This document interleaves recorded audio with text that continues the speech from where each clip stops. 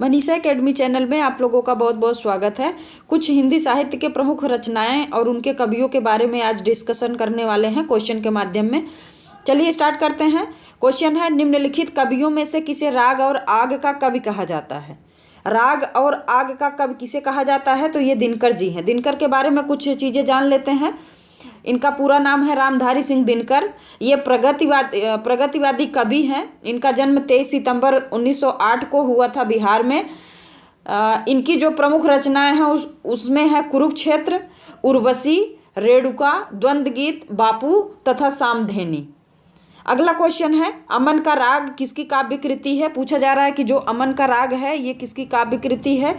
तो ये है बी ऑप्शन सही होगा, शमशेर बहादुर जी का ये काव्य कृति है अमन का राग। तो जो शमशेर बहादुर हैं इनको कवियों का कवि भी कहा जाता है और ये प्रयोगवादी कवि हैं।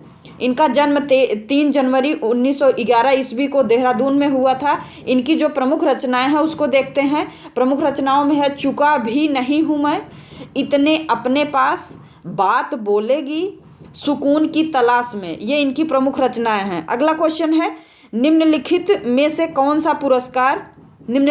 कौन सा पुरस्कार उत्तर प्रदेश हिंदी संस्थान द्वारा प्रदान किया जाता है? तो यहाँ पे जो ऑप्शन सही होगा ऑप्शन नंबर बी सही होगा। भारत भारती जो पुरस्कार है ये उत्तर प्रदेश हिंदी संस्थान द्वारा दिया जाता है। अगर इसकी बात करें तो ये प्रथम भारत भारती सम्मान 1982 ईस्वी में महादेवी वर्मा जी को प्रदान किया गया था। 2018 ईस्वी में उषा किरण खान को यह पुरस्कार प्रदान किया गया था। 2019 ईस्वी में यह पुरस्कार डॉक्टर सूर्यबाला को प्रदान किया गया। अगला क्वेश्चन है, इन्हीं हथियारों से तथा कितने पाकिस्तान उपन्यास के रचनाकारों का सही युग्म चुनिए।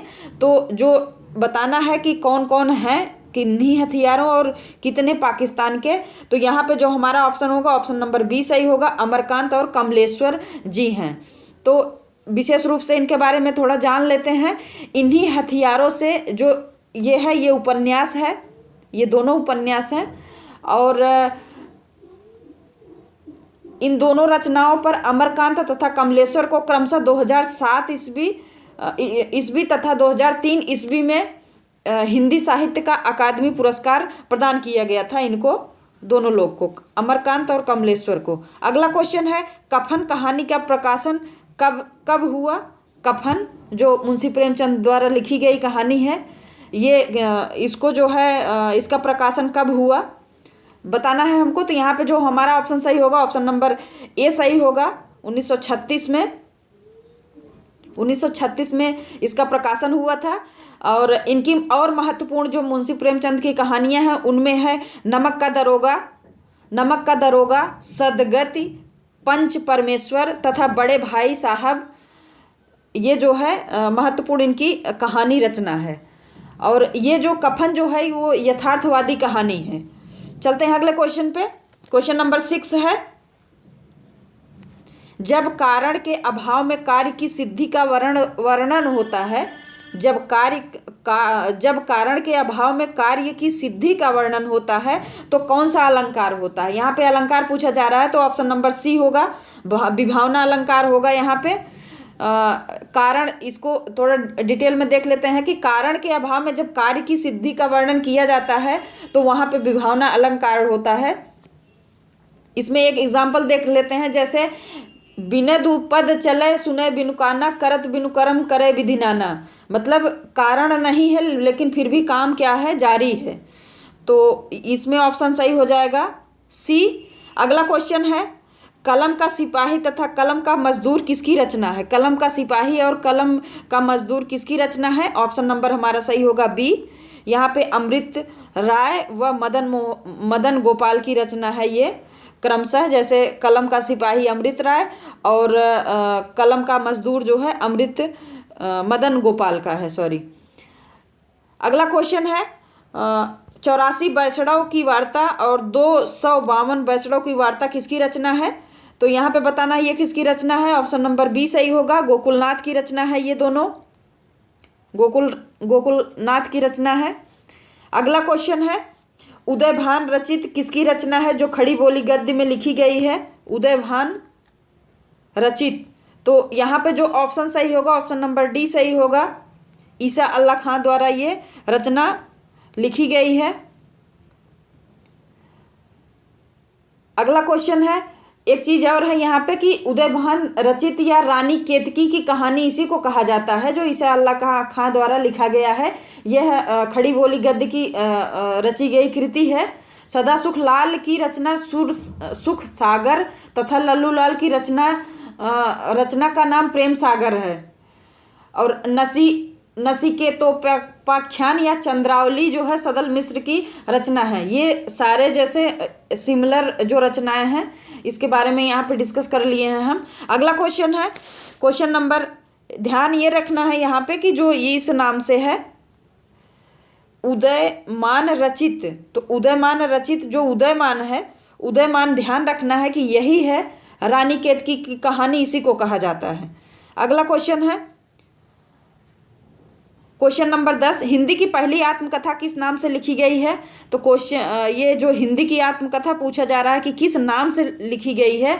यहाँ पे जो ऑप्शन सही होगा ऑप्शन नंबर सी सही होगा, अर्धकथानक।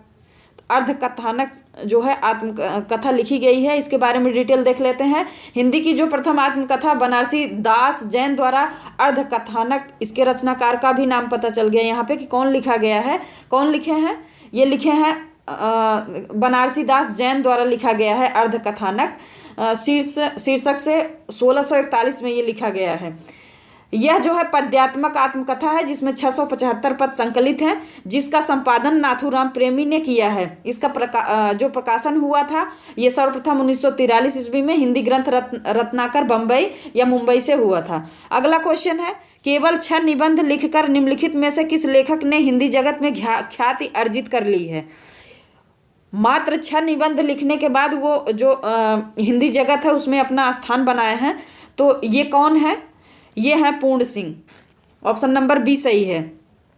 सरदार पूर्ण सिंह द्विवेदी युग के श्रेष्ठ निबंधकार माने जाते हैं ये।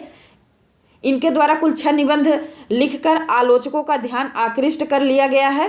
इनके निबंध नैतिक और सामाजिक विषयों से संबंधित हैं। आचरण की सभ्यता तथा मजदूरी और प्रेम इनके प्रमुख निबंध हैं। ये 2 निबंध मोस्ट इंपॉर्टेंट हैं, आचरण की सभ्यता और मजदूरी के प्रेम इनके प्रमुख निबंध हैं। अगला क्वेश्चन है, निम्नलिखित में से एक कृति एक प्रसिद्ध साहित्यकार के जीवन पर आधारित उपन्यासात्मक जीवनी है।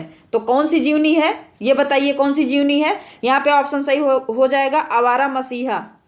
आवारा मसीहा शरत चंद्र के जीवन पर आधारित उपन्यास है जिसके लेखक विष्णु प्रभाकर जी हैं। इसकी रचना 1974 ईस्वी में की गई। शेखर एक जीवनी अज्ञेय द्वारा लिखा गया 1940 में उपन्यास है। अन्या से अनन्या प्रभा खेतान की आत्मकथा है। गुड़िया भीतर गुड़िया मैत्रेयी पुष्पा की आत्मकथा है। तो मोस्ट इम्पॉर्टेंट है, अगर पूछ लिया गया कि अनन्या से अनन्या किसकी रचना है तो ये आत्मकथा है प्रभा खेतान का। और गुड़िया भीतर गुड़िया किसका आत्मकथा है? ये किसकी आत्मकथा है? तो मैत्रेयी पुष्पा जी का आत्मकथा है ये। आवारा मसीहा कौन लिखा है? तो विष्णु प्रभाकर जी लिखे हैं। किसके ऊपर लिखा गया है? तो शरत चंद्र के जीवन पर आधारित उपन्यास है ये। चलते हैं अगले क्वेश्चन पे। कैलाश वाजपेयी की साहित्य अकादमी पुरस्कार से सम्मानित काव्य कृति कौन सी है? साहित्य अकादमी जो है काव्य कृति कौन सी है? तो यहाँ पे सही ऑप्शन होगा ऑप्शन नंबर सी, हवा में हस्ताक्षर। क्वेश्चन नंबर 14 देखते हैं, अपने अपने पिंजरे आत्मकथा के लेखक कौन है? तो अपने अपने पिंजरे के आत्मकथा के लेखक हैं Mohandas Naimisharanya. Option number B सही होगा। अगला क्वेश्चन है क्वेश्चन नंबर 15, मुकरी लिखने का सर्वप्रथम प्रयास किस कवि ने किया है? तो मुकरी कौन से कवि स्टार्ट किए हैं? यहाँ पे जो ऑप्शन सही हो जाएगा ऑप्शन नंबर सी सही होगा। अमीर खुसरो द्वारा मुकरी लिखने का सर्वप्रथम प्रयास किया गया। अगला क्वेश्चन है, हिंदी साहित्य को कितने कालखंडों में विभक्त किया गया है? तो हिंदी साहित्य को 4 खंडों में विभक्त किया गया है। ऑप्शन नंबर बी सही होगा। अगला क्वेश्चन है, निम्नलिखित में से किसे हिंद बाल साहित्य का जनक माना जाता है? तो हिंद बाल साहित्य के जनक के रूप में माने जाते हैं राम नरेश त्रिपाठी जी। अगला क्वेश्चन है, आचार्य रामचंद्र शुक्ल ने प्रथम उत्थान का समय कब से कब निर्धारित किया है। यहाँ पे बताना है कब से कब निर्धारित किया गया है आचार्य रामचंद्र शुक्ल के द्वारा। तो ऑप्शन हमारा सही हो जाएगा, सी ऑप्शन सही है। यहाँ पे सही होगा 1868 से लेके 1893। तो ये रहे 18 क्वेश्चन मोस्ट इम्पॉर्टेंट। इसमें बहुत सारी रचनाओं जो नहीं है उस पर भी हम डिस्कस कर चुके हैं। हमें उम्मीद है ये वीडियो आप लोग को ज़रूर पसंद आएगा। यदि पसंद आए तो वीडियो को लाइक, चैनल को सब्सक्राइब, कमेंट करना ना भूलें। बहुत बहुत धन्यवाद।